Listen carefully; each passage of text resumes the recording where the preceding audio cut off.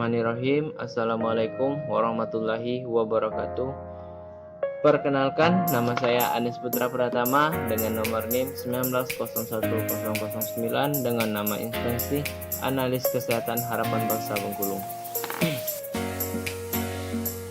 Baiklah teman-teman, saya di sini akan menjelaskan materi singkat dari Bapak Happy yang berjudul fagositosis. Seperti yang kalian ketahui, apa itu fagositosis? Fagositosis merupakan suatu proses di mana sel-sel tertentu yang disebut fagosit menelan atau memakan partikel lain, yang mana bisa berbentuk suatu organisme bersel tunggal seperti amoeba atau salah satunya dari sel tubuh.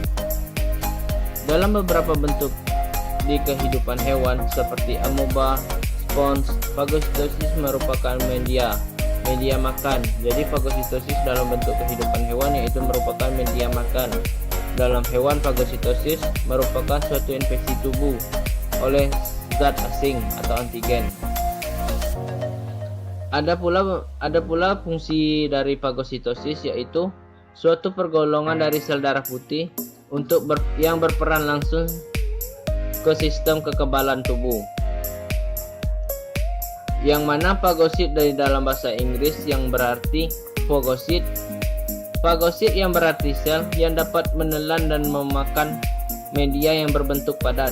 Jadi fagosit tadi akan menelan dan memakan media yang berbentuk padat. Yang mana pada sel utama pada fagosit yang berperan langsung yaitu neutrofil dan makrofag. Ada pula beberapa proses terbentuknya fagositosis.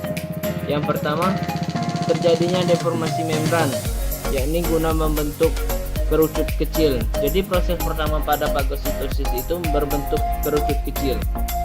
Pada proses kedua, terjadinya penutupan di dalam sel pada sisi-sisi kerucut kecil.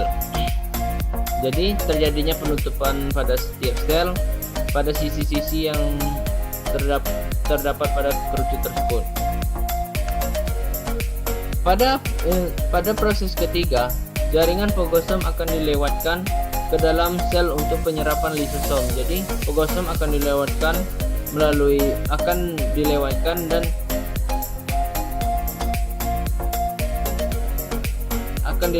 ke dalam sel untuk penyerapan oleh lisosom.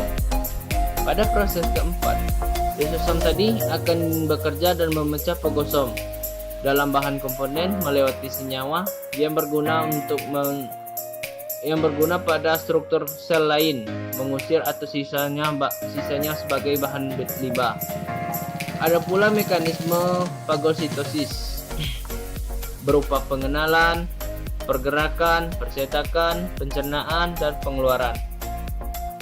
Pengenalan, mikroba atau partikel asing terdeteksi oleh sel-sel fagosit. Pergerakan, apabila suatu partikel mikroba telah dikenali, maka sel fagosit akan bergerak menuju partikel tersebut.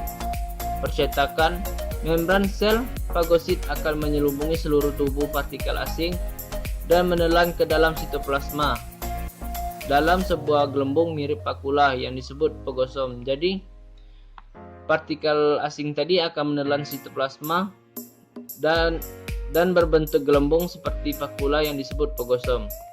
Pencernaan berfungsi dengan fagosom membentuk fagolisosom. Pengeluaran pada produk sisa yang mana partikel asing akan tidak dicerna dan kemudian dikeluarkan melalui sel fagosit. Oke, baiklah teman-teman. Demikianlah penjelasan singkat dari saya. Apabila kurang jelas, saya mohon maaf. Namun juga saya juga baru belajar. Sebelum saya menutup penjelasan saya pada saat ini, saya ingin mempromosikan kampus saya.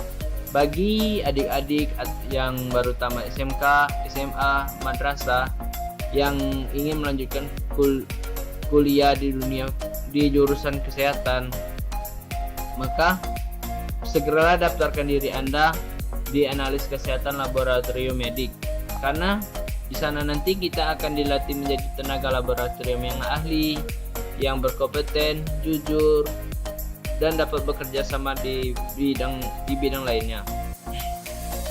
Baiklah, demikian, semoga bermanfaat.